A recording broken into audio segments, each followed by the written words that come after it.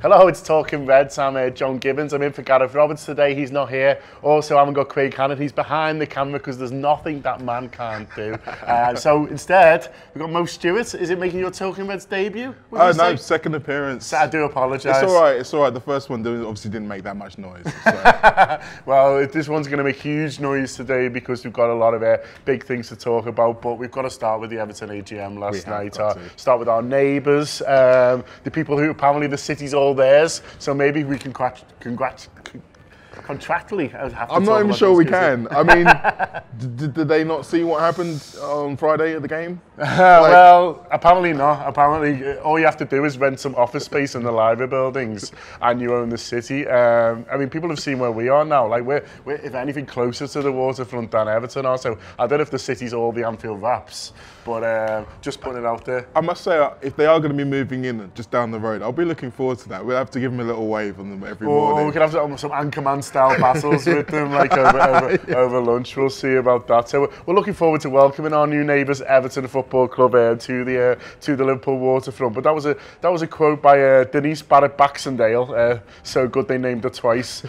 She's apparently the Everton deputy CEO, who says, yeah, by the end of 2018, the city will well and truly be ours. I mean, they had a shot in the derby, to be fair. They did have a shot. I mean, literally one shot. So yeah, that's, I suppose, an improvement. I mean, AGMs are funny things, aren't they? You've got to try and big yourselves up to the fans. You've got to try and get everyone on side, get everyone excited about the future.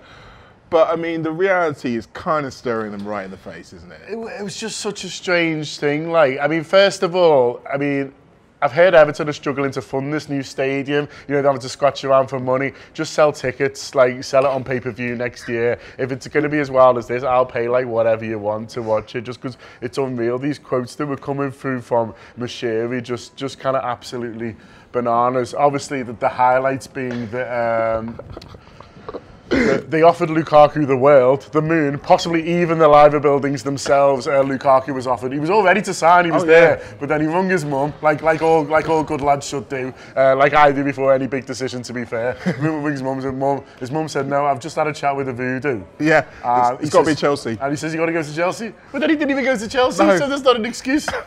Maybe the voo-doo got it wrong. Maybe there was some kind of, like, I don't know, there was an extra bone in the mix or something and it kind of went Chelsea instead of Manchester.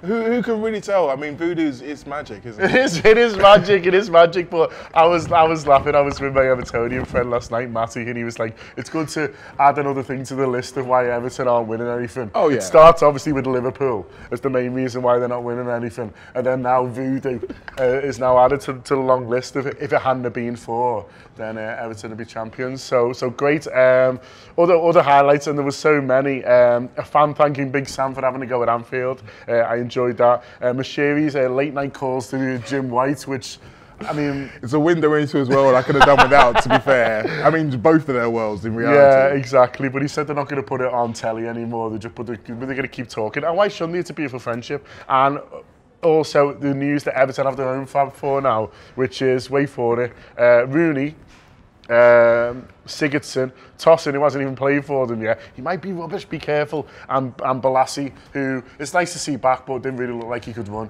It's a bit of a scab four, really. Oh! I think Mo's been working on that.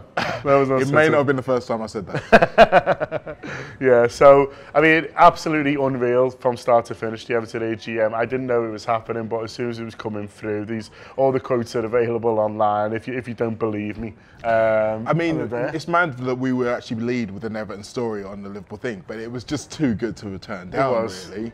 I mean, I'd be interested in entering it into the British Comedy Awards. It was that good. I mean, it all comes from, there's a lot of debate in the city at the moment about the fact that the council look to be funding 2/3 of this stadium and whether that's good use of council funds or not. Joe Anderson says it's a brilliant deal for the council and it's going to help. And he knows about brilliant deals. And it's going to rejuvenate the waterfront, help towards the regeneration of the north side, the kind of where we are now, which is in need of some help. And but other people are saying, is this the best use of council money when you know there's austerity, when we're having our budgets cut by the government and we're having to look at things like closed Sure Start centres and libraries and things like that. And I thought Joe was reasonably persuasive last night, but the problem with Joe is he's doing mad stuff as well, like writing to the FA. And this letter to the FA that he's written 600 to 700 words, which is longer than most of the columns on our website. Saying that it was really, really unfair that the Chelsea bought his favourite player. Have you read it? I have read it, yeah. And you think, like, look, Joe, I want to take you seriously as a human being and politician, and I want to believe that you do it for Liverpool as well. But when you also, at the same time, writing letters to the FA saying, wow, this isn't fair, do something about it. Like, it's hard to take him seriously. I mean, it could have been written in block capitals, that letter. You could almost tell he was scribbling it at 4 a.m. just like, and another thing. And you're right, it's like, essentially, anyone who's read that or even knows anything about the Barker story would be like, well, yeah, that happens. Yeah. You got done, unfortunately. Yeah. Like, there's literally nothing you could do about it. This is making it 100% worse. And I agree with you in terms of the development of the city. I mean, I live here as well, lived here for quite some time. And you can tell that there's lots of jobs being taken away at this point. And if this guarantees some more, then you can see it in positive light. But like you say, no one really believes that it's going to work out the way he says it is, because it's just nothing else has worked out the way he said it would so far. So his track record's not that great. Watch this space. Listen, sad news this morning with the death of Tommy Lawrence, who used to play in goal for Liverpool. Was known as the Flying Pig. There's a really famous video that Sean has retweeted out this morning from the Anfield Rap account, which is it's just a really funny coincidence where he was stopped in the street looking for people who were asking about a derby in 1967, and then Tommy Lawrence says, "Oh yeah, I played," which is, you know, a fantastic humble brag. Yeah, it was. I think it's known as.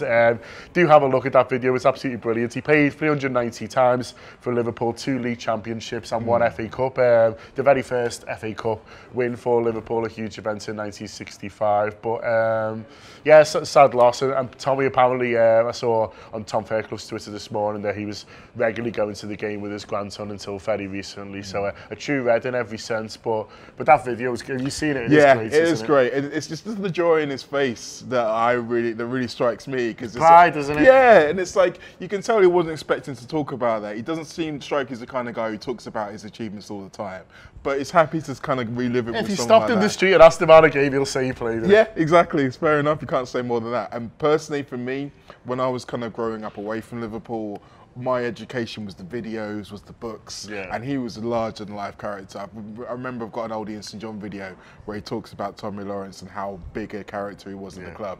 And he was really the first in that line of like elite keepers that we had for almost like 35 years. So very important guy to Liverpool. Very important guy. Should we have a look at the papers? Yeah, why not? We'll have a look at the papers. So yeah, newspapers starting to look forward to the weekend. The weekend's Premier League action. Obviously, Liverpool have got a huge game against Manchester City that we're all looking forward to at Anfield on Sunday. And good news from the Liverpool Echo, first of all, is that Mo Salah, who's been missing for a couple of games now, is winning the race, as they say. He wins a lot of races, but winning the race to be 5th for Sunday, which is huge for us, isn't it? Because obviously we're not going to have Phil Coutinho because he plays for someone else now. And Mo coming back just gives everyone a bit of a boost. And then you're looking at the front line of Salah, Firmino and Mane, and, you know, licking your lips. We've got to remember the good things that we've still got, haven't we? And obviously we've got a really good record playing the season without Coutinho, so it's starting to remember the positives about this game. And it's a massive game for both teams. I really think that even though City seems to be away and clear, we're one of the few teams who can really kind of put a dig on them between now and the end of the season.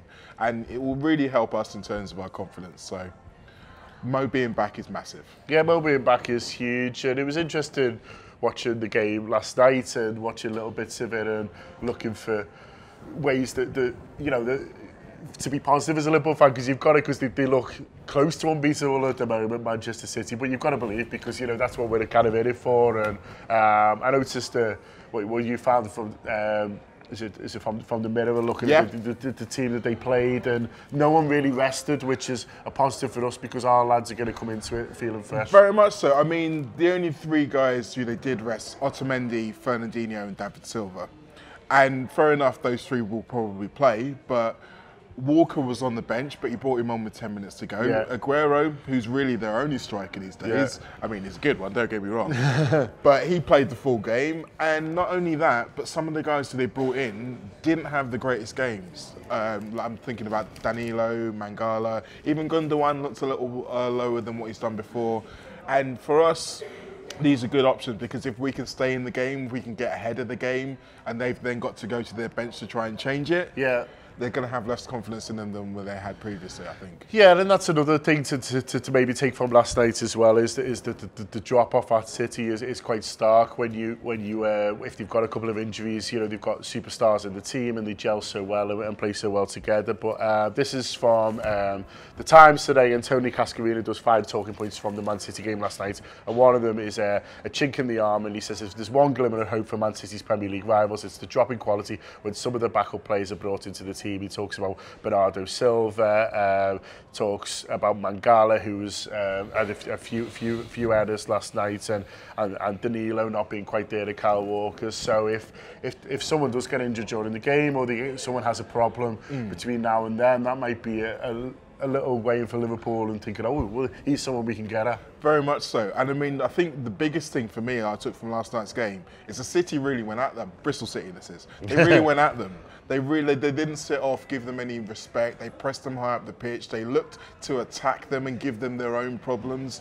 And City, I don't know whether or not, Manchester City, I don't know whether or not they were not expecting that or they weren't used to it, but they didn't react to it very well. And let's face it, that's exactly what we want our team to do on Sunday. It's exactly what Liverpool are going to do on Sunday. And as you say, maybe they're not used to it because teams are always playing dead against them now and hoping for the best and change approach. You know, and John Stones made a couple of mistakes last couple of games and shown, although he's a very good player, very good footballer, he's still young from a defensive point of view, and you know, so maybe having a little bit more of a go at him while his confidence isn't all. I mean, speaking of having a go at him, he's probably not going to get an easy ride at Anfield, is he? Let's face it.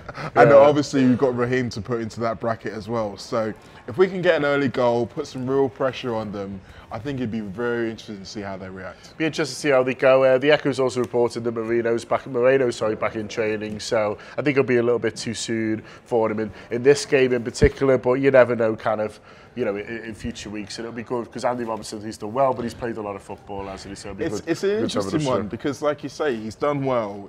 Has he done well enough to become the man in possession like Moreno was at the beginning of the season, or do you see them rotate between the two of them like they've done with Gomez and Trent? I mean, it's more options, it's more excitement, more good players in our squad.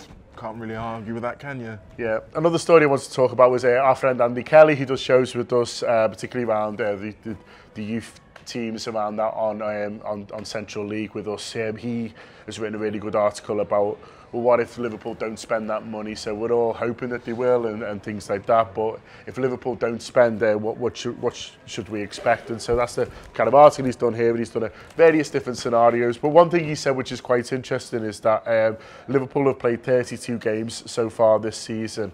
For the rest of the season, they'll play a minimum of 19 and a maximum of 28. Now, 28 getting to both Champions League final and an FA Cup final and things like that. And so what he's getting at is you're already looking at it being a part of the season which isn't quite as rigorous as the one we've come through. So maybe you don't need quite as big a squad. I think it's a positive spin on it, but it's saying, at the start of the season we were saying, well, how are all these lads going to get a game? We bought Oxlade-Chamberlain. Yeah. Well, where does this games come from? We were saying, well, when the games come thick and fast, we're going to need these players. Now we're going into a period of the season where you're hoping that you won't need to rotate quite as much. No, it's less about the quantity, it's more about the quality of the games in the second half of the season, because there might be less of them, but every single one of them is going to be important, whether it's for league position, whether it's for progressing in the 2 cups. So from that perspective, you can almost see why Klopp would be almost more inclined to try and go with what he's got, because the idea of bringing in someone like a Lamar, for example, who's then got to have 3 or 4 games to settle. If we take this season as an example of how long it's taken the new signings to settle in, like the likes of Robertson, maybe he's not going to have that kind of time. Yeah, maybe. We'll have to wait and see. But obviously, we're all hoping that we will splash the cash and things like that. I mean, yeah, obviously that completely goes out the window. As soon as Lamar turns up at Melwood, then yeah, that's fine. Listen, we'll be keeping a close eye on all the transfer gossip throughout January. We do a show called The Gutter, which is Rob Gutman hosts, and it involves local journalists, involves people with the finger on the pulse, but also just Liverpool fans who are desperate to see some new attacking talent at Liverpool, or maybe a goalkeeper or two as well. We've been linked with those as well. So they'll be going out throughout January. So it's a really good time to subscribe to Tour Player. We'll be doing pre and post match stuff around Man City game as well. Looking forward to that, and then hopefully revelling in another famous win at Anfield. I just want to look out for on Tour Player as well. We've got a new show launching today. It's hosted by Gareth Roberts. It's all big picture stuff. Today's special is on the FA Cup. That's being released at 12 noon today. Ooh. Yeah, very, very soon. So look out for that as well. So as I say, brilliant time to subscribe to Tour Player. So do get on that. I'll just mention as well before we finish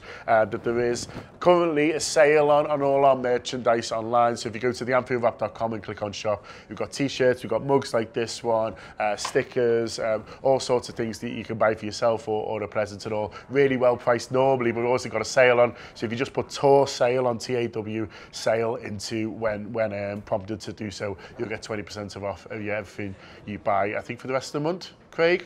Yeah. So yeah, but in the meantime, if you've liked me and Mo doing this today, do tell us in the comments below. If you haven't, go and jump in Everton's Mersey. It's all right, Craig will be back doing it soon enough. Up the Reds.